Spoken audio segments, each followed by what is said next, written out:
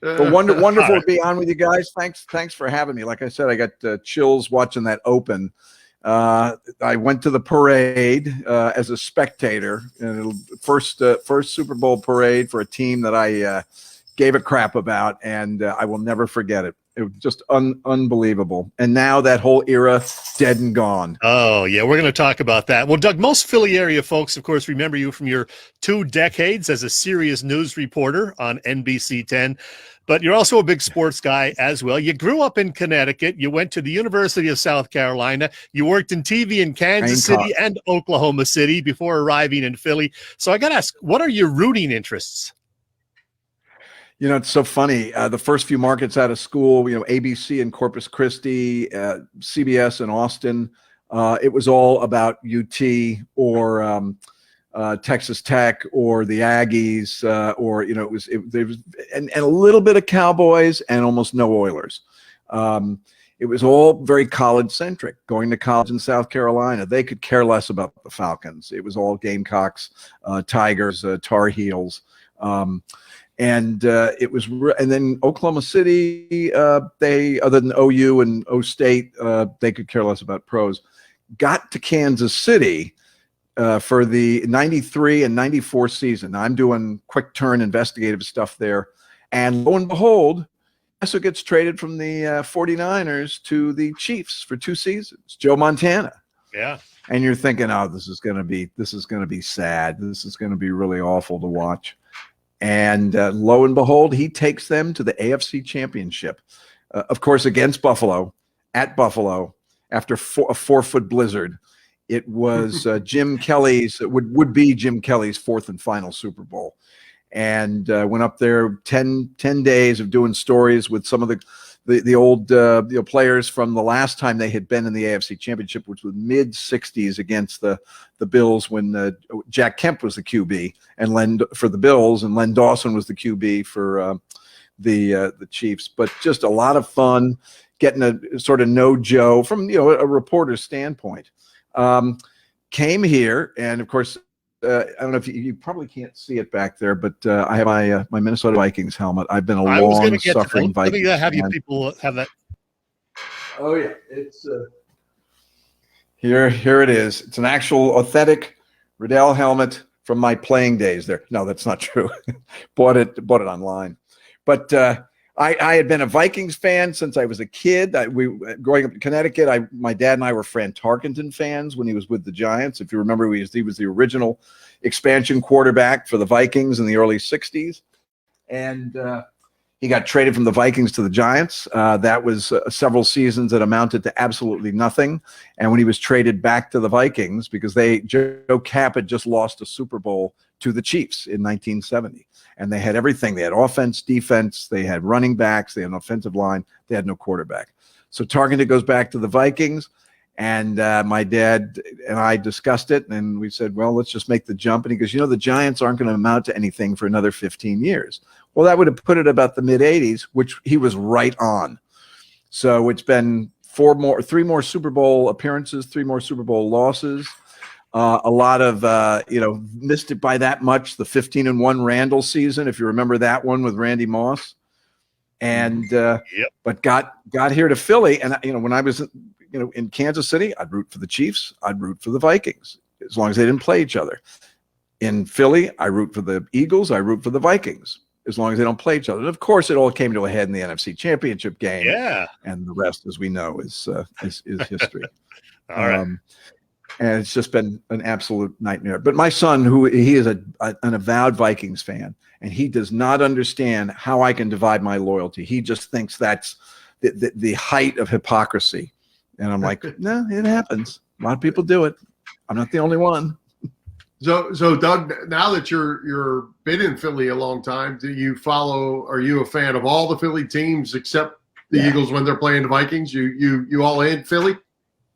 Yeah. Oh, absolutely. Absolutely. And, I got to cover the NBA Finals, the whole AI run up. That was a lot of fun. Unfortunately ended in grave disappointment. Got to cover the Phillies Super Bowl parade in 2008. That was a blast. My daughter was trying to get in from Narberth on the train, and I told that we were right on the west side of City Hall where Market comes in, and the train wouldn't let them off any closer than, like, I don't know where they were, like, upper 20s. And I said, get off and start running. You'll get ahead of the parade. I'll tell the cops to let you cross. You can come up on a riser and watch them when it comes around the corner. And they got there by the skin of their teeth, because I could see them coming through the crowd. And then one of the cops on the other end, he's waving to me. He's going, is this them? And I'm like, yeah. And so they come across the street up on the riser. And my daughter still tells that story. And that's one of those indelible things. And then Flyers, it's just been kind of, it's kind of, I don't want to say lackluster just in the 20 years I've been here, but they've come close. A year ago, we all thought there was great things in the works, and the pandemic just threw it all into neutral for the Phillies, and put the bad juju on the Eagles. And, and I'm praying that now that we're starting to hear that hopefully crowds are going to be allowed in by city council, that we'll get a nice uninterrupted season.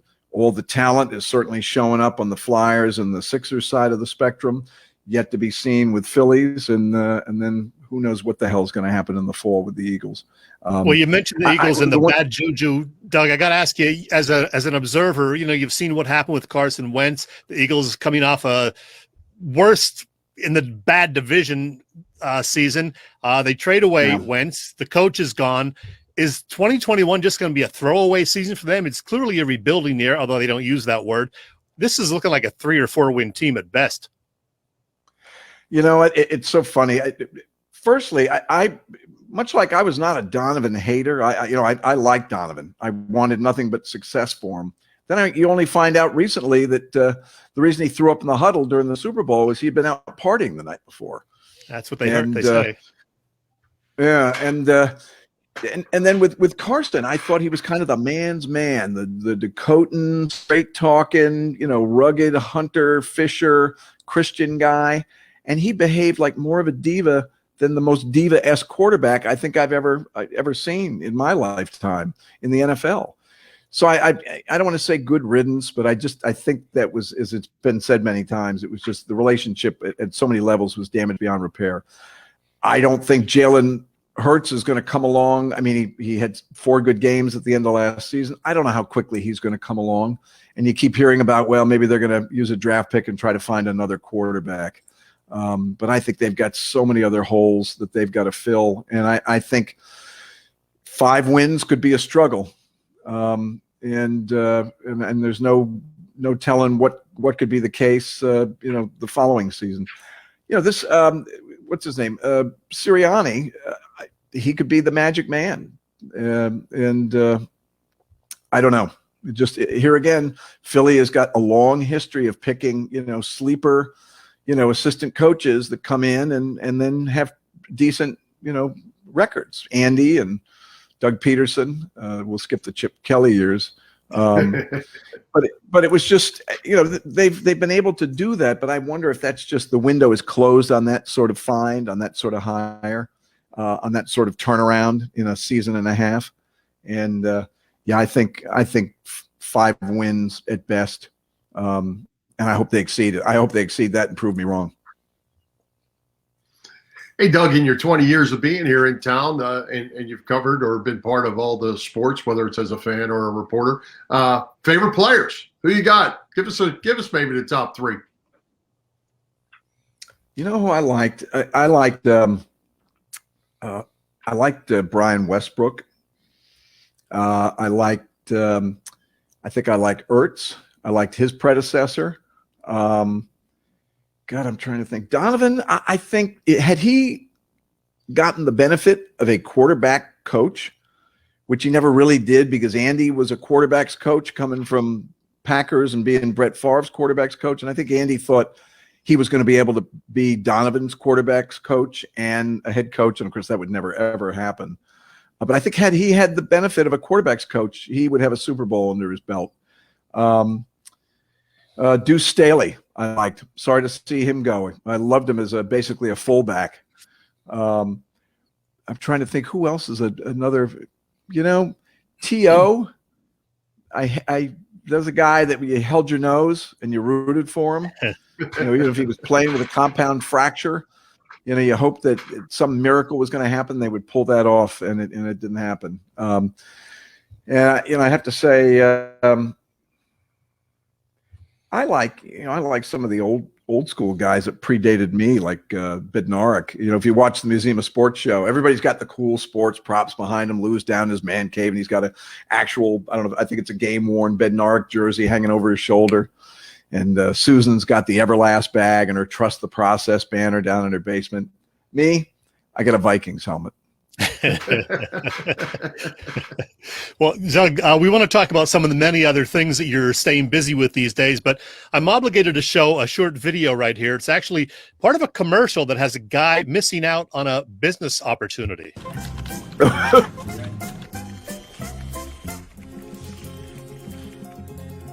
dog time. A nice lazy day today. Hey, Mayberry, it's Barnes. We closed the deal. We need 10,000 units shipped today. Give me a call back, thanks.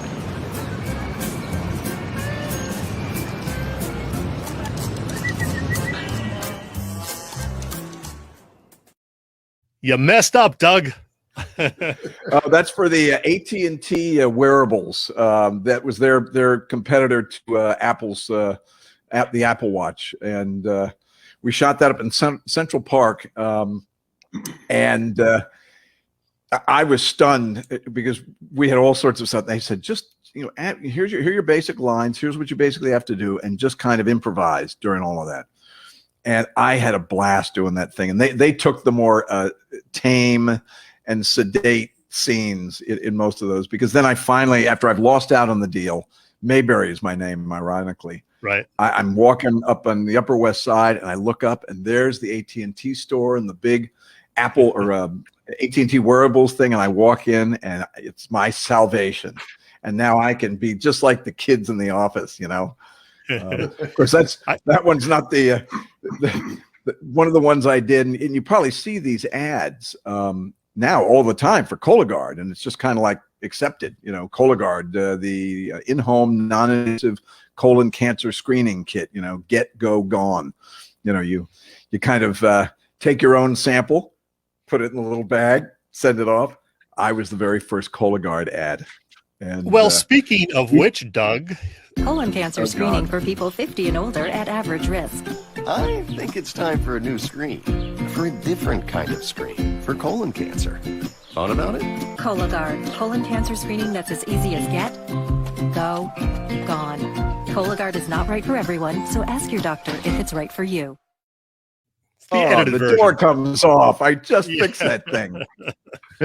We shot that in Brooklyn at a huge soundstage up there. And, that kind of stuff, it's so much fun. And it's so liberating from the news strictures. The news for 35 years, when I hung it up in 2016, I figured 35 years of anything was enough. And I had been doing things like documentaries and acting on the side. And now I sort of, over the last 4.5 years, almost 5 years now, been getting to do some film and commercial stuff. That was the last production I was in, a wonderful production of Tarzan the Musical. I play not the loincloth guy, but that's Jane Porter. And I'm her father, Professor Archimedes Q. Porter. And he's a most British upper crust sort of fellow, and he's delightful. I only had to sing one song with my daughter, and they didn't give me the hook. So there you go. But it's a blast. I was just approached today about a role in Annie for another theatrical company out in Chester County. So assuming I get that role, I think I'm going to be Daddy Warbucks. Nice. Don't know if I have to wear the. Don't know if it's wear the skin cap or if he gets to go out there with the mullet. Hey, Doug, we have an interesting comment from one of our viewers. I'll throw up here on the screen. Check it out. Doug is a dead twin for the Doors keyboardist. It's somebody else like years ago had said that, and I had to go back and look at online, and I'm like, yeah, I think the hair could do it. And I think Ray was a better looking dude than me, though. Thank you very much. I'll take that as a compliment. All right. Hey, Ray, Doug. I'm over on Ray. There you go. Hey, so Doug, tell us what about the Museum of Sports show, what all you have going on over there. We don't want to run out of time and not get to that. Yeah, That's it's something you got going on. Well, Lou Scheinfeld, who was Ed Snyder's right-hand man with the early days of Comcast Spectacor, he put the Spectrum online, kind of honchoed that. Was an executive there during the heyday of the Stanley Cups with the Flyers. Helped shepherd in Prism as a sports-only broadcast channel. Really sort of just a groundbreaker and an innovator. And his dream has been to have a museum of sports, and predominantly Phillies, but really everything. And the DiPaccia family of South Jersey has the world's largest and most valuable sports memorabilia collection. I always say it's conservatively valued at $35 quintillion, but Nick DiPaccia Jr., whom we have on every week, is kind of our king of sports collectibles. They really do have the world's largest and most valuable. If you remember the Babe Ruth jersey that was sold 2 summers ago, I think it was the first summer we were on the air, so it'd be 2019. We're coming up on our 2-year anniversary, if you can believe that. It sold for like 5.2 or 5.3. That was the DiPaccia family. And museum got some, the foundation got some. And so they're in the process right now of picking a location. Originally looking at the sports complex, but we've had folks come to us about Navy Yard, Center City, South Jersey. And so just when you think you're ready to sign on the dotted line, you get some wonderful, wonderful offers, and it's kind of nice to be loved. But the show at the Museum of Sports is a client of mine, and the show is sort of an extension of everything that the museum has. And so we're kind of about sports memories and memorabilia. As my opening line of the show is, every one of us is a walking museum of sports. And, so it really is about, that museum in your mind, all the things you've kind of kept with you from that nervous first sweaty autograph to maybe going to the game with your folks, to maybe taking your own kids to their first game. And we're just coming up on 2 years, and it has been a fun run, and the crowning achievement will be opening that museum. So we'll keep you posted on that. The DiPaccias, they're so funny. I think basically Lou kind of gives Nick Jr. hell because he said, what does your mom let you buy this week? Does your mom give you and your dad an allowance? And the father's got a big cardiovascular, DiPaccia Franklin Cardiovascular Center down there in South Jersey. And I wouldn't doubt that she gives them an allowance. And so they have to kind of end run her and sneak around and buy stuff. And she'll see something about a sale of a Babe Ruth jersey. No, honey, that wasn't us. A lot of people have those jerseys, Well, hey, Doug, what we like to do when we have a first-time guest, Chet likes to do a thing he calls Fast Five. So are you up for that tonight? Uh-oh. Oh, hell yeah. All right. Now, the key, you got to keep your answers brief on this one. Otherwise, it won't be fast. So Fast Five. Brief. That could be my problem. Number one, Doug, you talked about the Phillies World Series title in 2008 and the Eagles Super Bowl win. Give me another favorite Philly sports memory of the last 25 years. You know what I would have to say? God, this is a fast one too. I got to say it was a close but no cigar with the NBA Finals with AI. That guy was a miracle on the boards, and it was a conspiracy of a lot of things. His entourage, the lifestyle, and just a superior opponent. But that was probably my close but no cigar. Number two, you reported on a bunch of major news stories at Channel 10, like the Anne-Marie Fahey murder and the Capano guilty verdict that followed, a fatal natural gas explosion. But did you report on any fun stories? Give me an example of a memorable fun story. You know what? There were so many wacky ones, like the woman who, during a snowstorm, was taking out her garbage, and she fell into a plastic recycling container and could not get out. And 911 had to be called. God bless her. She survived, all fine to this day. The other one that was really nice, and I can't remember if we won an Emmy for that one or if we were just nominated, but after Hurricane Katrina down in Biloxi, a group from Bucks County Middle Bucks Institute of Technology. They had a whole culinary school. They went down and put on a whole dinner and prom for the Biloxi High School because their high school had been devastated, and they had 48 hours or 36 hours to turn around a meal in the old damaged high school cafeteria, and had limos for the kids, and it was a real tearjerker, and just one of those sort of like, that was a redeeming story. Number 3, one of your many news jobs, I think it was Oklahoma City. You were a hurricane chaser. What was that all about? It's out there. It's Tornado Alley, and they basically would send us to OU, the University of Oklahoma, because they have the severe storm labs out there, and we audit some of the courses out there before we go storm chasing, just so we don't kill ourselves. And every day from about late March through, I guess pretty much the end of summer, maybe early fall, is kind of like prime tornado season. And my photographer and I, with the chopper and the sat truck, would head out west to the Panhandle, and you wait for the dry line to come across. And that's the difference between like really dry air and really moist air, and that's where the tornadoes form.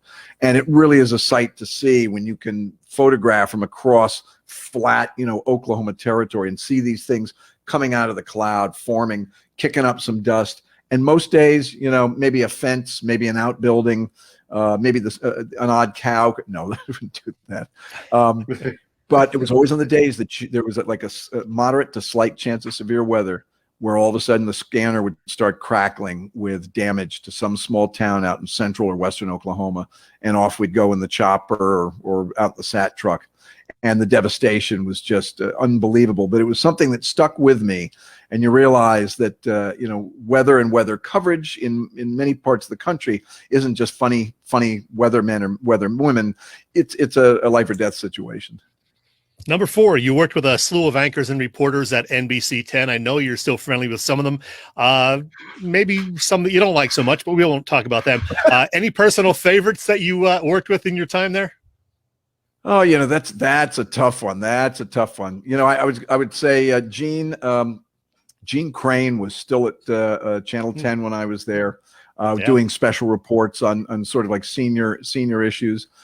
Big Al Meltzer was another one who came up to me after I got in there, and I didn't exactly know who he was. He said, "Hey, Doug, I just want to say, nice to see somebody who's kind of old school come in here." And I said, when Pat Summerall and Tom Brookshire anchored This Week in Pro Football with Pat Summerall and Tom Brookshire, it was done out at NFL Films in Cherry Hill. Whenever they were on the road for CBS, there was this guy that sat in for them who had like a Madras jacket, a paisley tie, checked shirt, and Madras pants. And he goes, "I still have those in my closet."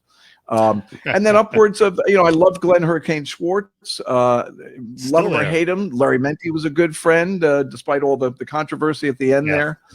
And but we've had so many great folks with different skill sets and just a whole host of personalities. But and that'll get me off the hook, and it was a politically correct answer to give. There you go. Finally, easy one. Well, maybe not an easy one, but you can do this one brief. I know you're an avid tennis player and fan. So your favorite tennis player of all time would be who?